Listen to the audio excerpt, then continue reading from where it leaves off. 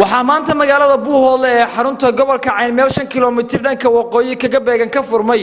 shir loogu magac daray Tawfiiq 2 shirkaas oo ay qaban qaabadiisa iska lahaayeen beelweynta Cali Axmed Cali Gari isla markaasna wajiga koobaad ee shirkan maanta ay ku macsuubeen bulshadeynta qaybaheeda kala gedisan ku dhaqan magaalada Buuhoole ee xarunta gobolka Cayn shirkan oo ay soo qaban qaabiyeen beesha Cali Axmed Cali Gari isla markaasna ay kaga tashanayaan danahoodii ayaha u gaarka ayaa waxa maanta lagu macsuumay wajigiisa koobaad macsuumay bulshadeynta qaybaheeda kala gedisan ku dhaqan magaalada Buuhoole ee xarunta gobolka Cayn iyadoo shirkaasi ugu horreyn lagu furay aayadaha Quraanka Kariimka kadib waxa halkaas ka hadlay qaar ka mid ah ismada culimada diinka waxgaradka iyo qurbo joog iyagu shirkaasi lagu marti qaaday isla markaasna si habsami ah u soo dhaweeyay shirkan maanta laga furay duleedka magaalada Buuhoole ee qaban qaabadiisa leeyihiin beesha Cali Axmed Cali Gari isla markaasna ay kaga tashanayaan aayahooda iyo danahooda u gaarka anigoo ku hadlaya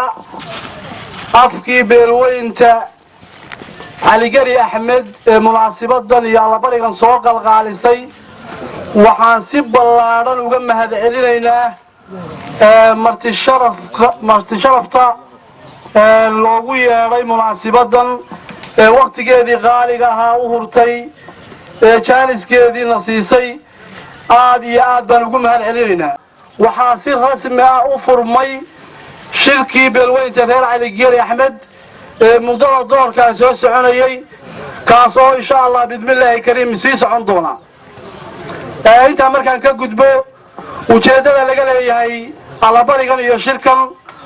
waa saddex ilaa saddex qodob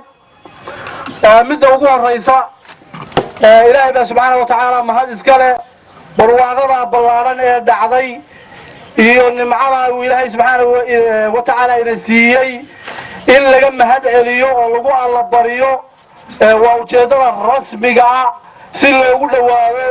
إلهي وآخره يدون كأنه ينوقها قاتيو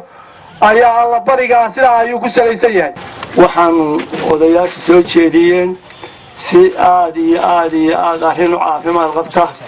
arrintuna markii halkaas oo kala joogto in la ogolaado oo la soo dhaweeyo raali laga noqdo oo la ayina mooyaan hadal kale male waxaanu ayidnay alla barigii iyo simaatinkii aad digteen iyo saad u soo jeediseen waxaanu raali ka nahay sida aad u hadasheen waxaanu ka soo dhaweynaynaa sida إن حل الله هلو نبض إن حل الله هلو بدنمة إن حل الله هلو بدنمة ينبض إن حل الله هلو دين إلهي نلبسه لواده هي كتاب القرآن تلاينو قلتين كوض الرات راعينا تاوي لما انتين لنا هنا وينو الله بري دين خريج يغير والبينو حساب من صلى الله على سيدنا محمد وحنوه على هذا الكبار ودعادي وقال عبد الله إنه قدم بيه وأذكرنا إنسان waxaan u malaynayaa maanta wixii ilaahay aynu ka baryeynay inaynu heli doono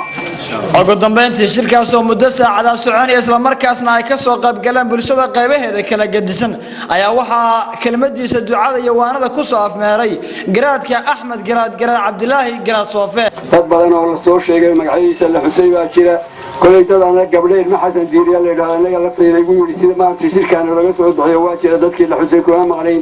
ilaahay waxaan uga baryayaa dadka buka qof walba meesha uu ka cabanayo kii bukaan ka cabanaya kii caruur aan ka cabanaya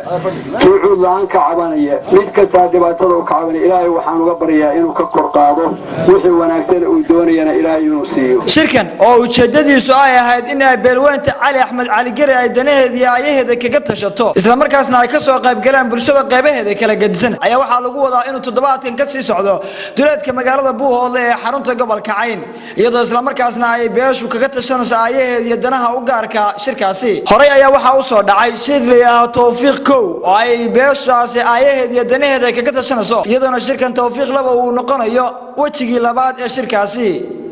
Najiib Cabdiwali Cabdixiis telefishinka caalamiga Universal Buuhoole